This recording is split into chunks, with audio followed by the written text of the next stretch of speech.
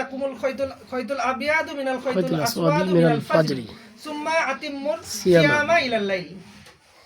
ওয়াকুলু, তোমরা খাও এবং পান করো, ওয়াশরাবু হাত্তা, কখন পর্যন্ত, যখন আপনার যে ফজরের সাদা কালো থেকে সাদা যে পৃথক হয়, মানে সুবে সাদিক আমরা যেটাকে বলি, সুবে সাদিক থেকে, ফজরের সুবে সাদিক থেকে, এবং রোজা পূর্ণ করো আতিম্মুস সিয়ামা ইলাল লাইল, এবং সূর্যাস্ত পর্যন্ত, লাইল পর্যন্ত, রাত পর্যন্ত। রাত কখন হয়? সূর্যাস্ত অস্ত হইলে রাত শুরু হয়। সুবে সাদিক থেকে সূর্যাস্ত পর্যন্ত রোজার কথা মহান রব্বুল আলামিন বলতেছেন। তো আমরা এই রোজাটা আসলে কিভাবে আমাদের কাছে মহান রব্বুল আলামিন আমাদেরকে কুতিবা আলাইকুমুস সিয়াম কামা কুতিবা আলাল লাযিনা মিন ক্বাবলিকুম লাআল্লাকুম তাত্তাকুন বলে রোজা ফরজ করলেন শাহরুর রমজানে আমাদের উপর। আমরা রোজাটা রাখবো কখন? রমজান মাসে। কারা রোজা রাখবে? যারা এই রমজান মাসে উপস্থিত থাকবে। যাদের অক্ষম কারা, মানে রোজা রাখবে আর পাবে না কারা? যারা মনে করেন যে অসুস্থ আছে, যদি পারে পারলো, না পারলে পরবর্তীতে রাখার সুযোগ আছে। সফরের মধ্যে আসে, যদি রাখলো, না পারে রাখলে পরবর্তীতে রাখার সুযোগ আছে। কিন্তু কথা হইতেছে যারা অসুস্থ না, সফরের মধ্যেও নাই, তারা কি করবে? অসুস্থ না, সফরের মধ্যেও নাই, কিন্তু রোজা রাখে না। আছে তো হাজার। খাওয়া দাওয়া পান করে, তাদের ব্যাপারে কেমন বিধান কি হবে? বিধান কি তাদের ব্যাপারে? বিধান কি? হাদিস পরবর্তীতে আমি তাদের ব্যাপারে বিধান কি? রাসূল সাল্লাল্লাহু আলাইহি ওয়াসাল্লাম আমাদের হানাফি মাযহাব অনুযায়ী তাদের জন্য যারা ইচ্ছাকৃতভাবে রমজান মাসে যারা ইচ্ছাকৃতভাবে খাওয়া দাওয়া করবে, পান করবে, বা স্ত্রীর কাছে যাবে, যেভাবে রোজা, যে কাজগুলো করলে রোজা ভাঙি যায়, এই কাজগুলো যারা করবে তাদের জন্য কাজা এবং কাফারা দুটাই দেওয়া লাগবে। কাজাটা, রোজাটা কাজা দেওয়া লাগবে, কাফারা হইতে শাস্তির স্বরূপ কাফারা দেওয়া লাগবে। কাফারা কিভাবে দিবেন আপনারা? তখন যারা ওইভাবে কাজগুলো করবে, কাফারা কেমন? রাসূল সাল্লাল্লাহু আলাইহি ওয়াসাল্লামের দরবারে একদিন এক সাহাবী আসলো, বলল, ইয়া রাসূলুল্লাহ সাল্লাল্লাহু আলাইহি ওয়াসাল্লাম, হালাকতু, আমি তো ধ্বংস হয়ে গেছি। রাসূল সাল্লাল্লাহু আলাইহি ওয়াসাল্লাম জিজ্ঞেস করলেন, ওমা হালাকতুকা, তোমাকে কিসে ধ্বংস করলো? রাসূল সাল্লাল্লাহু আলাইহি ওয়াসাল্লাম জিজ্ঞেস করতেছেন কিসে ধ্বংস করলো? তখন ব্যক্তি বলতেছেন, যা ইয়া রাসূলুল্লাহ সাল্লাল্লাহু আলাইহি ওয়াসাল্লাম, আমি এই কাজটা করার জন্য করছি, আমি রোজা রাখা অবস্থায় স্ত্রীর কাছে গেছিলাম, তো আমার রোজাটা তো ধ্বংস হয়ে গেছে, আমি ধ্বংস হয়ে গেছি। রাসূল সাল্লাল্লাহু আলাইহি ওয়াসাল্লাম ফায়সালা কি করবেন? ফায়সালা দিলেন কি? বললেন, তোমার কি সম্ভব, তোমার পক্ষে কি সক্ষমতা আছে একটা দাস আজাদ করার? লোকটা বললেন, না হুজুর, আমার পক্ষে সম্ভব না দাস আজাদ করা। আমাদের বর্তমানে তো দাস আজাদ করা আমাদের কোনো সম্ভব না, গোলাম আজাদ নাই। এটা একটা ধাপ। মানে আপনি শুরুতে কি করবেন? যদি আপনার কাফারা দেওয়া লাগে, এদিক থেকে যাবেন, দাস আজাদ করা, এটা আমাদের পক্ষে সম্ভব না, অর্থাৎ আমাদের ক্ষেত্রে থেকে এটা বাদ। পরবর্তীতে কি ধারাবাহিকভাবে 60 দিন রোজা রাখা লাগবে। কেমন ধারাবাহিক? আপনি মনে করেন যে আজকে রোজা রাখা শুরু করলেন, ধারাবাহিকভাবে 60টা দিন আপনার রোজা রাখা লাগবে। যদি আপনার 59টা রোজা হইলো, কোনো কারণে আপনি একটা রোজা রাখতে পারলেন না, আবার আপনার 59টা রোজার গণ্য হবে না, আপনাকে আবার এক থেকে রোজা শুরু করতে হবে, আবার এক থেকে শুরু করিয়া আবার 60টা, আপনাকে আবার 60টা রোজা দেওয়া লাগবে। তো এটা হইতেছে আপনার যে রোজা দিলেন, এটা হচ্ছে কাফারা, শাস্তি দিলেন। কিন্তু এই রোজাটা আপনি যে কাফারা অনুযায়ী একটা কাজা দিলেন, 61টা রোজা দিলেন, আপনি কাজা অনুযায়ী একটা দিলেন, কাফারা অনুযায়ী 60টা দিলেন। 61টা রোজা দেওয়ার পরেও কি আপনার যে রমজান মাসে যে রোজাটা দিতেন, যে মহান রব্বুল আলামিন যে রহমত দিতেন, বেনিফিট পাইতেন, আপনি এই রোজাটাতে কি যে সুবিধাগুলো পাইতেন এর সমান হবে? না। হযরত আব্দুল্লাহ ইবনে মাসউদ রাদিয়াল্লাহু তাআলা আনহু থেকে একটা হাদিস আসছে, তিনি বলতেছেন, আন আব্দুল্লাহ ইবনে মাসউদ রাদিয়াল্লাহু তাআলা আনহু ক্বালা রাসূলুল্লাহ সাল্লাল্লাহু আলাইহি ওয়াসাল্লাম, রাসূল সাল্লাল্লাহু আলাইহি ওয়াসাল্লাম বলতেছেন, মান আফতারা, যে ব্যক্তি ভাঙলো, ইয়ামান, রোজা ভাঙলো, মিন রমাদানি, রমজানে যে ব্যক্তি একটি রোজা ভাঙলো, মিন বিগয়রি রুকসাতিন ওয়ালা মারদা, কোনো প্রকার শরীর ওজর নাই এবং সে ব্যক্তিটা অসুস্থও না, ফালাম ইউকদিহু, এই রোজাটা কখনোই আদায় হবে না, সামাদ দাহরা কুল্লাহু ফাইন সামাহু। মনে করেন যে এই ব্যক্তি, আপনি মনে করেন যে 14 বছর বয়সে একটা রোজা ভাঙলেন, আপনি রোজা রাখতে পারলেন না, ধরেন জীবিত থাকলেন 100 বছর, বাকি থাকে কত? 86 বছর।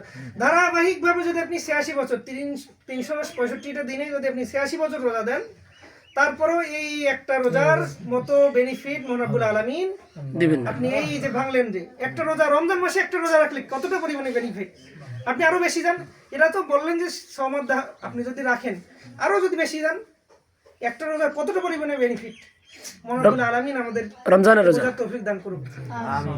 আমরা যাতে আমাদের কাছ থেকে কোনো শরীর ওজর ব্যতীত ছুটি না যায় অসুস্থ না ব্যতীত রোজার জন্য কোনোভাবেই ছুটি না যায়। এই রোজা ছুটি যাওয়ার চিন্তাও যেন আমাদের মাঝে কল্পনা না আসে। মহান আলামিন আমাদেরকে এই তৌফিক দান করুক। আমিন। তো রোজা আমাদের কাছে আসলো কোন মাসে?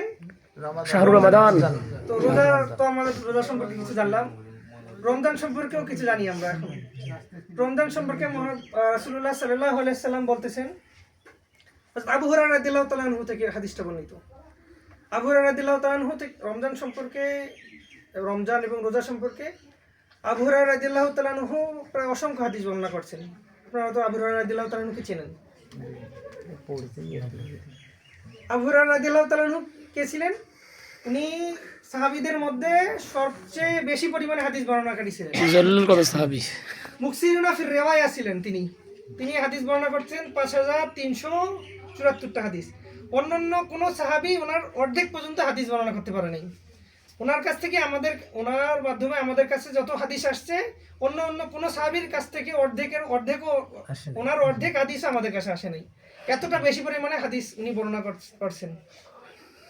ওনার কাছ থেকে ইমাম বুখারী রাহিমাহুল্লাহ, ইমাম মুসলিম রাহিমাহুল্লাহ, ইমাম আবু দাউদ রাহিমাহুল্লাহ সমস্ত হাদিস কিতাব যারা রাখছেন সবাই ওনার কাছ থেকে হাদিস নিয়েছেন। এত বেশি পরিমাণে আবু হুরায়রা রাদিয়াল্লাহু তাআলা আনহু। আবু হুরায়রা রাদিয়াল্লাহু তাআলা আনহুর আসল নাম সম্পর্কে আপনারা জানেন তো? ওনার নাম আবু হুরায়রা কিভাবে হলো এর আগের বার আমি মনে হয় বলছিলাম আপনাদেরকে। ওই দিকে না যাই, আমি রমজান সম্পর্কে ওনার কাছ থেকে একটা হাদিস আমাদের কাছে আসতেছে। তিনি বলতেছেন, আবু হুরায়রা রাদিয়াল্লাহু তাআলা আনহু قال রাসূলুল্লাহ সাল্লাল্লাহু আলাইহি ওয়াসাল্লাম ইযা জাআ শাহরু রমজান তাফাত্তাহাত আবওয়াবুল জিনান ওয়া গুল্লিকাত আবওয়াবুন নিরান ওয়া সুফিদাতুশ শায়াতিন লিআন ওয়া ইউনাদি মুনাদিন ইয়া বাগিয়াল খায়রি আকবিল ওয়া ইয়া বাগিয়াশ শাররি আকসির আনিল ইসয়ান।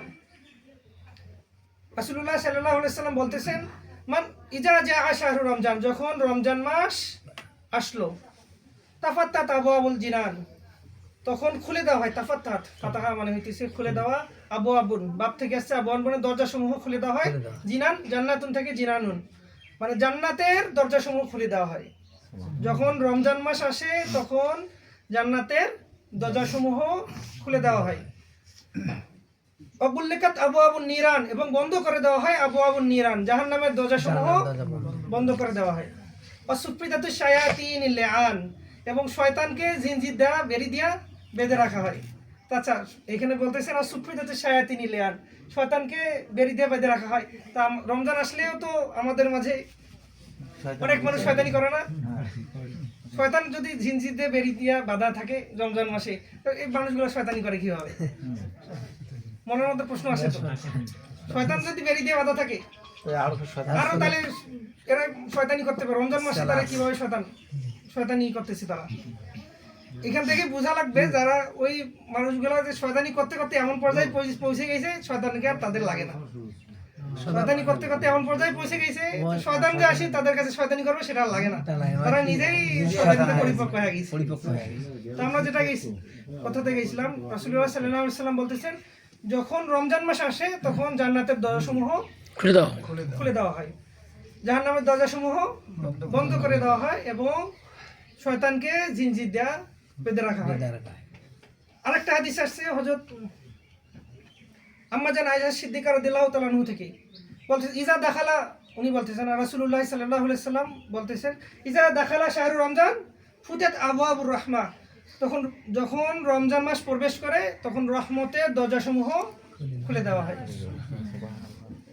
মহান রব্বুল আলামিন যখন আমাদের কাছে রমজান মাস আসছে, রমজান মাসে মহান রব্বুল আলামিন এত পরিমাণে রহমত, এত পরিমাণে বরকত আমাদের উপর নাজিল করতেই থাকেন যে আমরা স্বাভাবিক মস্তিষ্কে চিন্তা করিও আমরা এটা কুলাইতে পারবো না। তারপরেও রাসূলুল্লাহ সাল্লাল্লাহু আলাইহি ওয়াসাল্লাম আমরা চিন্তা করে পারবো না, তারপরে কিছু কি পরিমাণে পুরস্কার, কি পরিমাণে রহমত আমরা পাবো। রাসূলুল্লাহ সাল্লাল্লাহু আলাইহি ওয়াসাল্লামের পবিত্র জবান থেকে রাসূলুল্লাহ সাল্লাল্লাহু আলাইহি ওয়াসাল্লাম তার কিছু নমুনা আমাদেরকে দিয়ে গেছেন, যে রমজানের রোজা রাখলে কি পরিমাণে আমরা এর বরকত, কি পরিমাণে রহমত মহান রব্বুল আলামিনের কাছ থেকে আমরা পেতে পারি। হাদিসে কুদসিতে আসছে, হাদিসে কুদসি সম্পর্কে আপনাদের ধারণা আছে? হাদিসে কুদসি কি? হাদিসে কুদসি সংজ্ঞার ক্ষেত্রে বলতেছেন ওয়া মা ইউরাইহি আনিন নবী সাল্লাল্লাহু আলাইহি ওয়াসাল্লাম ইলা রাব্বিহি আযজা ওয়া জাল্লা। যে হাদিসটা রাসূলুল্লাহ সাল্লাল্লাহু আলাইহি সাল্লাম পবিত্র জবান দিয়ে বলতেছেন, কিন্তু হাদিসটা কার মানে কথাটা কার? আল্লাহ মহান রব্বুল আলামিনের কথা রাসূলুল্লাহ সাল্লাল্লাহু আলাইহি সাল্লাম বলতেছেন, যে হাদিসকে বলা হয় হাদিসে কুদসি। আচ্ছা, আমরা ওহী সম্পর্কে তো সবাই জানি। ওহী কয় প্রকার? 2 প্রকার। ওহী মাতলু, ওহী গায়রে মাতলু। ওহী মাতলু কি? কোরআনুল কারীম।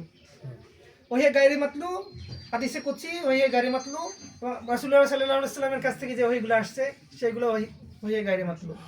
তার এখানে হাদিসে কুদসি সম্পর্কে যখন হাদিস এবং হাদিসে কুদসির মধ্যে আপনাদের মনে যদি এখন প্রশ্ন আসবে, একটা প্রশ্ন আসতে পারে যে এটা আল্লাহ রাব্বুল আলামিন রাসূল সাল্লাল্লাহু মানে কথা রাসূল সাল্লাল্লাহু আলাইহি ওয়াসাল্লামের মুখ দিয়ে বের হইতেছে, অন্য হাদিসগুলা কি রাসূল সাল্লাল্লাহু আলাইহি ওয়াসাল্লাম কি নিজের মত করে বলতেছেন নাকি?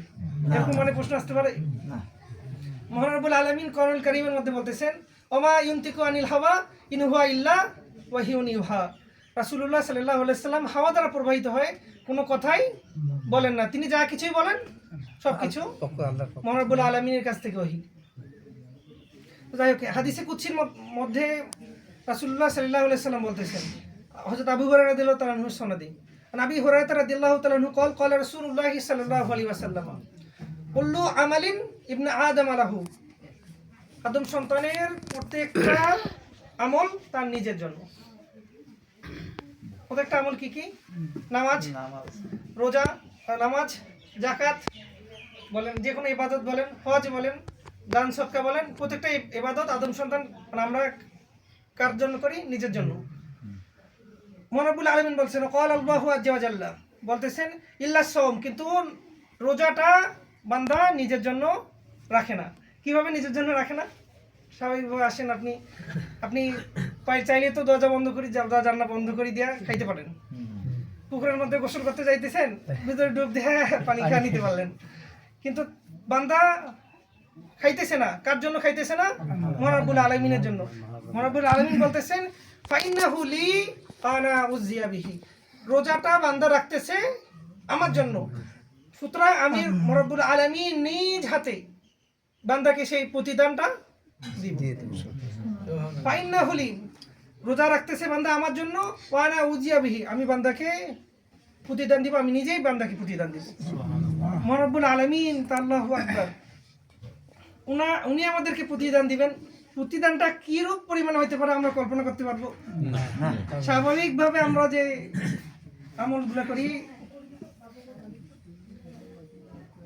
যে আমাদের যে রহমত বরকত আসে, এটা আমরা মনে করেন যে একটা রাসূলুল্লাহ সাল্লাল্লাহু আলাইহি ওয়াসাল্লাম আমাদেরকে বলছেন, কিন্তু মহান রব্বুল আলামিন যে জায়গায় বলতেছেন প্রতিদান আমি নিজেই দেব, এটা কি পরিমাণে প্রতিদান আসবে সেটাই তো আমাদের কল্পনারও বাইরে। যাই হোক, আলোচনা শুরু করতে না করতে ইফতারের সময় আমাদের কাছে এসে গেছে। ভাবলাম যে উনি বললো যে ইতিকাফের গুরুত্ব সম্পর্কে বলার জন্য। তো আমাদের তো প্রায় ইতিকাফ আপনার রোজার ইফতারের সময় আসে গেছি। আমরা আসছি, যদি আপনারা থাকেন ইনশাআল্লাহ তারাবির নামাজের পর আরো আলোচনা হবে এখন। আর যদি আপনারা তারাবির নামাজের পরে কইলে আসবো বাবা আরো।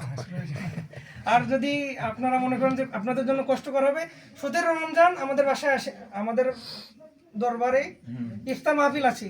আপনাদের সবাইকে দাওয়াত দিয়ে গেলাম, আপনারা সবাইকে নিয়ে যারা আছেন, যাদের পক্ষে আসা সম্ভব হয়, 17 রমজান আমাদের বদর দিবস উপলক্ষে, শনিবার 17 রমজান বদর দিবস উপলক্ষে আমাদের দরবারে ইফতার মাহফিলের আয়োজন আছে। আপনারা সবাই আসেন, ইনশাল্লাহ আমরা আরো বিস্তারিত জানার চেষ্টা করব।